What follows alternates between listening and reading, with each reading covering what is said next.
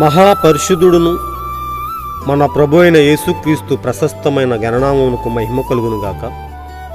కుటుంబ బలిపీఠం అను ఈ మంచి అంశాన్ని ప్రతిరోజు యూకే గాస్పల్ స్ట్రీమింగ్స్ అను మా యూట్యూబ్ ఛానల్ ద్వారా ఆడియో రూపంలో వీక్షిస్తున్న మీ అందరికీ ప్రభు నామం పేరిట శుభములు తెలియజేస్తున్నాం. వినుచున్న ప్రతి అంశము మీ కుటుంబాలకు ఆత్మీయ జీవితాలకు ఆశీర్వాదకరంగా ఉండాలని ప్రభువుని ప్రార్థిస్తున్నాం. కుటుంబ బలిపీఠం అను ఈ కార్యక్రమాన్ని ఇంకనూ వినండి, అనేక కుటుంబాలకు షేర్ చేయండి. మరిన్ని అంశాల కొరకు యూకే గాస్పల్ స్ట్రీమింగ్స్ అను మా యూట్యూబ్ ఛానల్ని సబ్స్క్రైబ్ చేయండి. క్రీస్తు కొరకు నా వంతు పనిలో మీ సహోదరుడు కె ఉదయ్ కుమార్. ఏడవదూత వర్తమానము ఎగురుచున్న పక్షిరాజు వర్తమానము. ఏడవదూత వర్తమానము ఎగురుచున్న పక్షిరాజు వర్తమానము. నా బ్రతుకును మార్చినది, నా నడతను దిద్దినది. ఒక కుటుంబ బలిపీఠం వాల్యూమ్ 1 నుండి 31వ రోజు.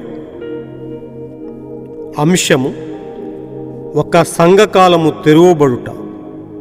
నా కుడి చేతిలో నీవు చూచిన 7 నక్షత్రములను గూర్చిన మర్మమును, ఆ 7 సువర్ణ దీపస్తంభముల సంగతి వ్రాయుము. ఆ 7 నక్షత్రములు 7 సంఘములకు దూతలు. ఆ 7 దీపస్తంభములు 7 సంఘములు. ప్రకటన 1వ అధ్యాయము 19వ వచనము. ఈ అంశము కొరకు వర్తమాన భాగాన్ని మనం చదివి విందాం. ఆయన మొదటి కాలములో ఎఫెసీ కాలంలో వచ్చాడు, బయలుపరచుకున్నాడు, వర్తమానికుని పంపాడు. మనం ముందుకు వెళ్ళి చూడగా ఏమి జరిగినదో గమనించండి. ఇక్కడ దాని యొక్క ప్రణాళిక ఉన్నది. మొదటి విషయం జరుగుచున్నది. మొదటిగా పరలోకమందు ఒక ప్రకటన వెలువడినది. ఏమి జరిగినది? ఒక ముద్ర తెరవబడింది. అదేమిటి? ఒక మర్మము. ఒక మర్మము తెరవబడింది. ఒక మర్మము తెరవబడినప్పుడు ఒక బోర ఊదబడినది. అది యుద్ధమును ప్రకటించును. ఒక తెగులు వచ్చును మరియు సంఘకాలము తెరవబడును. చూసారా? యుద్ధం యొక్క భావం ఏమిటి? ఇంకా సంపూర్ణంగా బయలుపరచబడని దేవుని మర్మమును సంఘం యొక్క దూత పట్టుకును. మర్మము అతనికి ఇవ్వబడిన తర్వాత ప్రజల యొద్దకు అతడు వెళ్ళును. అతడు అక్కడ ఏమి చేయును? ఆ వర్తమానమును ప్రకటింపనారంభించును. అది ఏమి ప్రారంభించును? ఒక యుద్ధమును, ఒక ఆత్మీయ యుద్ధమును ప్రారంభించును. తరువాత ఆ కాలములో ఎన్నికైన వారితో కలిసి ఆయన వర్తమానికుణ్ణి దేవుడు తీసుకును. అటు తర్వాత దానిని తృణీకరించిన వారిపైకి ఆయన తెగులును పంపును. ఒక తాత్కాలిక న్యాయ తీర్పు. అది అయిన తరువాత అది వెళ్ళిపోతుంది మరియు వారు సంస్థగా చేసి సంస్థలోనికి తీసుకొస్తారు. జాన్ వెస్లీ మిగతా వారి వలె ఆ మానవ కార్యమును మొదలు పెడతారు. తిరిగి అది గందరగోళంలోకి వెళ్తుంది. తరువాత ఇంకొక మర్మం వస్తుంది. తరువాత ఏమి జరుగుతుంది? సంఘకాలం కొరకు మరొక వర్తమానికుడు భూమి మీదకి వచ్చును. చూసారా? తరువాత అతడు వచ్చినప్పుడు అతడు బోర ఊదును, అతను యుద్ధమును ప్రకటించును. చూసారా, అటు తర్వాత ఏమి జరుగును? చివరిగా అతడు కొనిపోబడతాడు. అతడు వెళ్ళిపోయిన తర్వాత తెగుళ్ళు వచ్చును, వారిని నాశనము చేయును. ఆత్మీయ మరణము సంఘమును తాకును, మరియు ఆ గుంపువారు ఆమె వెళ్ళిపోవును. తరువాత ఆయన ఇంకొకరి మీదికి వెళ్ళును. ఓ, ఇది ఘనమైన ప్రణాళిక. ఆ యొక్క చివరి దూత యొద్దకు వచ్చే వరకు అలాగూ ఉండును. అతనికి ఏ ప్రత్యేక మర్మము లేదు. అయితే ఆ యొక్క ఇతర కాలాలలో పోగొట్టబడినదంతా అతడు ప్రోగు చేసి ఇంకా నిజంగా బయలుపరచబడని సత్యమునంతా, చూసారా, ప్రత్యక్షత వచ్చినట్లుగా ఆ తరువాత అతని దినాలలో ఆ విషయాలను బయలుపరచును. మీరు చదవాలనుకుంటే అక్కడే అది ఉన్నది. ప్రకటన 10వ అధ్యాయము 1 నుండి 4వ వచనం వరకు మీరది పొందుకుంటారు. సరే, చూసారా, గ్రంథాలన్నీ తీసుకొని మరియు ముద్రల యొక్క గ్రంథాన్ని తీసుకొని వాటిని విప్పి 7వ దూతకు చూపెను. ఇది మాత్రమే దేవుని మర్మము 7వ దూత యొక్క పరిచర్య అయి ఉన్నది. ఇప్పుడు మనము సంఘకాలముల గుండా వచ్చాము. చరిత్రతో సహా అది నిరూపించి ఉన్నది. చూసారా, అది 7వ సంఘకాల దూత వర్తమానం. సరే, క్రితంలో మర్మములన్నీ గతంలోని అన్ని సంగతులను బయలుపరచును. ప్రకటన 10వ అధ్యాయము 1 నుంచి 7 వరకు అదంతా ఇప్పుడు జ్ఞాపకం చేసుకోండి.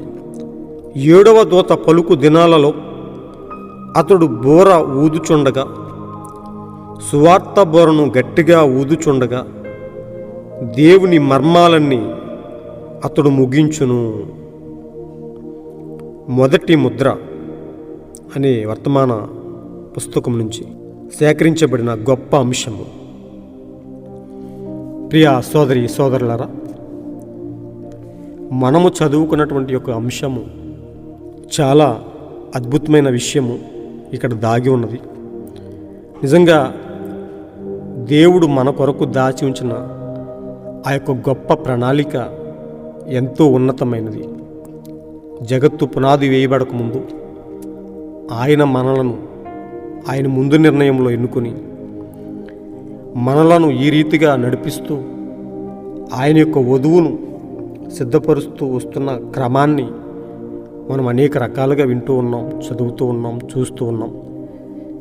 మరి ఈ కాలానికి పంపబడిన గొప్ప వర్తమానికుడి ద్వారా మనకు అనేక విషయాలు బయలుపరచబడి మరి మనం ఎంతో ధన్యతను పొందుకోవడానికి, ఆ ప్రకారం మనం ఎంతో బయలుపాటుతో జీవించటానికి దేవుడు చూపిన కృప కొరకు ఆయన ఉన్నతమైన నామాన్ని మహిమపరుస్తూ ఉన్నాను. ప్రియ సోదరి సోదరులారా, ఇక్కడ మనం గమనించినట్లయితే చాలా క్లుప్తంగా యొక్క సారాంశాన్ని మనం తెలుసుకుందాం. యేసుక్రీస్తు నశించిపోతున్న మన కొరకు మరి భూమిపైకి వచ్చి 33.5 సంవత్సరాలు జీవించి మనకు అనేక విషయాలు బోధించి మాదిరి చూపించి ఆయన వెళ్తూ వెళ్తూ నేను తిరిగి మళ్ళీ వస్తాను, మీ కొరకు గృహాలను సిద్ధపరుస్తా వెళ్తున్నాను అని చెప్పిన విషయం మనందరికీ తెలుసు. అయితే ఆయన వెళుతూ మన కొరకు ఏర్పాటు చేసిన ఆ మహిమ లోకంలో మనము కూడా పాలిభాగస్తులు మగులాగున మరి దేవుడు మనలను ప్రేమించి మన కొరకు ఎల్లప్పుడూ ఆయన ఒక బాధ్యత కలిగి మరి ఆయన మనపై ఆయన ప్రేమను కుమ్మరిస్తూ ఉన్నాడు. అందుకు ఆయన తన ప్రజలను ఎల్లప్పుడూ కాపాడుకొనుటకు, ఎల్లప్పుడూ సిద్ధపరచుకొనుటకు ఈ యొక్క కాలాన్ని 7 భాగాలుగా విభజించి ఆయన తన వర్తమానికుల్ని పంపి మనలను ఎంతగానో సిద్ధపరుస్తూ ఉన్నాడన్న విషయం మనందరికీ తెలుసు. మరి Ephesus, Smyrna, Pergamum, Thyatira, Sardis, Philadelphia, Laodicea అనే 7 సంఘకాలాల గుండా విభజించి ప్రతి సంఘకాలం గుండా తాను ప్రేమించిన ప్రజలను, ఆయన వధువును ఆయన అనేకమైన వర్తమానాల చేత మరి బోధించి మరి సిద్ధపరుస్తూ వచ్చిన విధానాన్ని చూస్తూ మనం ఎంతగానో ధన్యత కలిగి ఉన్నామని ఆయన మహిమపరుస్తూ ఉన్నాం. నిజంగా ప్రియ సోదరులరా, మరి ఈ లోకంలో ఆయన యొక్క ప్రజలను, నిజ సంఘాన్ని అణిచివేస్తూ కారుద్రాక్షవల్లి మరి అంధకార శక్తులైనటువంటి లోకనాథులు ప్రతి కాలంలోనూ వధువుపై పోరాటం జరిగిస్తూ వధువును అణిచివేస్తూ అనేక రకాలుగా ప్రలోభాలు పెడుతున్నప్పుడు దేవుడు తన ప్రజలను ఎన్నడూ విడవలేదు. కానీ తన ప్రజల కొరకు ఆయన ప్రతి కాలంలోనూ ఒక వర్తమానికుడిని పంపి ఆ వర్తమానికుడి ద్వారా తన యొక్క వర్తమానాన్ని అందించి తన ప్రేమ చేత మనలను సిద్ధపరుచుకుంటూ ప్రతి కాలంలోనూ ఆయన ప్రజలను సిద్ధపరుస్తూ మరి ఆ కాలాన్ని ముగించుకుంటూ కాలాలు దాటుకుంటూ వచ్చాడు. అలాగే ఆయన వెళ్ళిపోయిన తర్వాత మొట్టమొదటిగా వచ్చిన ఎఫెసు సంఘకాలానికి వచ్చినటువంటి గొప్ప ప్రవక్తగా, గొప్ప దూతగా మనం చూసేది పౌలు ఎఫెసు సంఘకాలానికి ఒక ప్రవక్తగా వచ్చాడు. వచ్చి అక్కడ పోరాటం మొదలుపెట్టాడు. దేవుని నిజ సంఘం పైన, ఆయన ప్రజలపైన మరి పోరాటం చేస్తున్నటువంటి, యుద్ధము చేస్తున్నటువంటి ఈ లోకనాథులతో, అంధకార శక్తులతో ఆయన పోరాటం మొదలుపెట్టాడు. అయితే ఆ కాలంలో కొంతమందిని తన కొరకు సిద్ధపరిచాడు. ఆయన కాలాన్ని ముగించుకుని ఆయన వెళ్ళిపోయాడు. సింపుల్గా చెప్తున్నాను, కొంచెం అర్థం చేసుకోవడానికి ప్రయత్నించండి. లోతుగా చెప్పడానికి ఇది టైం కాదు. కనుక ప్రతి సంఘకాలాన్ని ఆయన దాటుకుంటూ సంఘకాలం వెంబడి సంఘకాలం మీదుగా ఆయన ప్రయాణం చేస్తూ ప్రతి సంఘకాలంలో ఆయన తన యొక్క ప్రేమను కుమ్మరిస్తూ ఆ కాలానికి ఏర్పాటు చేయబడినటువంటి ఆ దూత చేత ఆయన మాట్లాడుతూ వచ్చాడు. అదే రకంగా స్ముర్న, పెర్గమ, తుయతైర, సార్దీసు సంఘకాలానికి చూసినట్లయితే మరి మార్టిన్ లూథర్ ఒక దూతగా ఉన్నాడు. మరి లోకము, అంధకార శక్తులు పూర్తిగా దేవుని యొక్క సత్యాన్ని మూసివేసి మరి ఎంతగానో అణిచివేసినప్పుడు మార్టిన్ లూథర్ గారు మరి ఎంతగానో దేవుని విశ్వాసాన్ని బట్టి నీతిమంతుడు విశ్వాసం మూలంగా జీవిస్తాడని ఒక అంశాన్ని పట్టుకుని, ఒక వాక్యాన్ని పట్టుకుని బయటకు వచ్చి మరి ఎంతగానో ఖండించినట్టుగా మనం చూస్తున్నాం. అదే రీతిగా ప్రతి సంఘకాలంలో ఆయన తన ప్రజలను నిలబెట్టుకుంటూ వస్తూ చివరిగా ఈ సంఘకాలాన్ని, మనము నివసిస్తున్న ఈ సంఘకాలాన్ని చూసినట్లయితే సార్దీసు తర్వాత ఫిలదెల్ఫియా, తరువాత లవోదికయ. మనము నివసిస్తున్న ఈ కాలము లవోదికయ సంఘకాలంగా మనం చూస్తున్నాం. ఈ సంఘకాలానికి దేవుడు పంపిన గొప్ప ప్రవక్తగా విలియం బ్రెన్హామ్ని మనం చూస్తున్నాం. నిజంగా ఆయన పరిచర్య, ఆయన కొరకు ఉన్నటువంటి బైబిల్ గ్రంథంలో ఆయన కొరకు ఉన్నటువంటి లేఖనాలకు ఆయన సరిపోయిన దాన్ని బట్టి, ఆయన పరిచర్యను బట్టి మనం పోల్చి చూసినప్పుడు అది ఎంతగానో సత్యమై ఉన్నది. నిజంగా మనము ఎంతో ధన్యత పొందిన వారమై ఉన్నాం.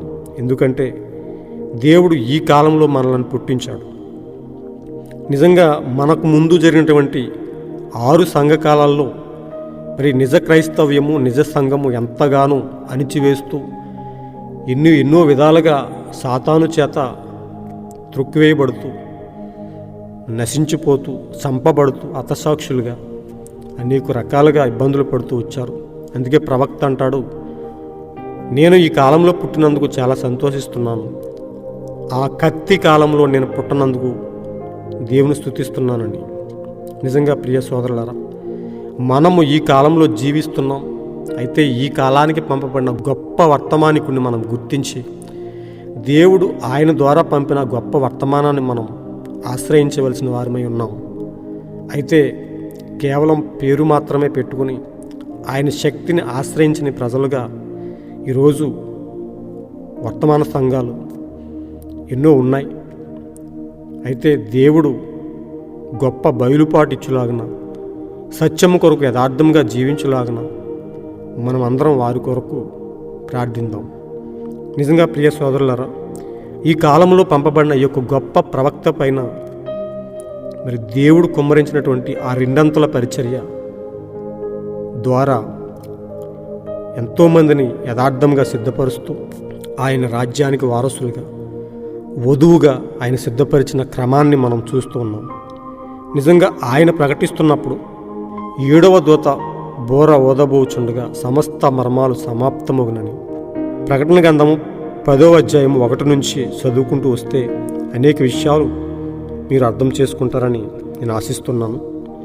నిజంగా ప్రతి దూత, ప్రతి ప్రవక్త ఆయా వాళ్ళకి నిర్ణయించినటువంటి ఆ సంఘకాలంలో ఎంతో పోరాటం చేసి, ఎంతగానో పోరాడి నిజ సంఘాన్ని మరి ఎంతగానో ఉద్ధరించినట్టుగా మనం చూస్తున్నాం. అయితే పంపబడిన ప్రవక్తను నిరాకరించిన వారిపై తెగుళ్ళు కుమ్మరించినట్లుగా దేవుని తీర్పు ప్రకటింపబడినట్టుగా మనం చూస్తున్నాం. నిజంగా ఆ కాలానికి పంపబడిన ప్రవక్తను ఆ కాలంలోని ప్రజలు గుర్తించకుండా దాన్ని తృణీకరించిన వారి జాబితాలో ఉంటే గనుక వారు తీర్పులోనికి వెళ్ళే ప్రజలుగా మిగిలిపోయారు. నిజంగా ప్రియ సోదరులారా, ప్రతి కాలంలోనూ ఆయన కొరకు యథార్థంగా ఆ చిన్న మంద, చిన్న వధువు సిద్ధపడింది. వారందరూ కూడా నిద్రపుచ్చబడ్డారు, మన కొరకు ఎదురు చూస్తూ ఉన్నారు. ఎందుకంటే మనము కూడా ఆ జాబితాలో చేర్చబడవలసిన వారమై ఉన్నాం. కనుక ప్రియ సోదరులారా, మనం ఎంతో ధన్యత పొందిన గొప్ప ప్రజలముగా దేవుడు మనలను ప్రేమించి ఈ కాలానికి పంపబడిన గొప్ప ప్రవక్త ద్వారా, ఈ లవోదికీయ సంఘకాలానికి పంపబడిన గొప్ప ప్రవక్త ద్వారా ఇచ్చిన గొప్ప వర్తమానాన్ని మనం ఎల్లప్పుడూ మన జీవితాలతో అన్వయించుకుంటూ ఆ వర్తమానం ప్రకారం జీవిస్తూ తీర్పులోకి వెళ్లకుండా ఆయనను ఎదుర్కొనడానికి గొప్ప ఆత్మవిశ్వాసంతో మనం సిద్ధపడుతూ ఒక దినాన ఆయన ఎదుర్కొనుటకు మనం ఎల్లప్పుడూ సంసిద్ధంగా ఉందాం. నిజంగా ఆ గొప్ప ఎత్తబాటులో మనం కూడా పాలిభాగస్తులం అవుతాం. అలాంటి గొప్ప కృప దేవుడు ప్రతి కాలంలో తన ఆత్మను కుమ్మరించిన దేవుడు ఈ కాలంలో తన రెండంతల ఆత్మను కుమ్మరించి మనలను ఇంకనూ బలపరుచులాగున ఎంత మాత్రం విశ్వాసహీనులుగా మారి లోకంలోనికి జారిపోకుండా యథార్థంగా నిలబడుతూ దేవుని వాక్యాన్ని యథార్థంగా నెరవేరుస్తూ ఈ కాలానికి పంపబడిన గొప్ప ప్రవక్తను మనం విశ్వసిద్దాం. ఆయన తెచ్చిన గొప్ప వర్తమానాన్ని మన హృదయాల్లో నింపుకుందాం. ఎత్తబాటు వరకు స్థిరంగా ఉందాం. God bless you all. ఈరోజు మీరు చదవాల్సిన అనుదిన వాక్యపట్నము నిర్గమకాండము 25-26 అధ్యాయములు. మీరు విన్న ఈ అంశంలో ఏదైనా సందేహాలు, మాకు తెలియపరచవలసిన మీ ఉద్దేశాలు ఉంటే కామెంట్ రూపంలో తెలియచేయండి. అనేక మంది కుటుంబాలకు ఆశీర్వాదకరంగా ఉండుట కొరకు సత్యాన్ని మీకు తెలిసిన కొంతమంది బంధువులకు, మిత్రులకు షేర్ చేయండి. మేము తరువాత చేసే అనేక అంశాలు మీకు చేరుట కొరకు మా ఛానల్ని సబ్స్క్రైబ్ చేయండి. దేవుడు మిమ్మల్ని బహుగా దీవించునుగాక. God bless you all.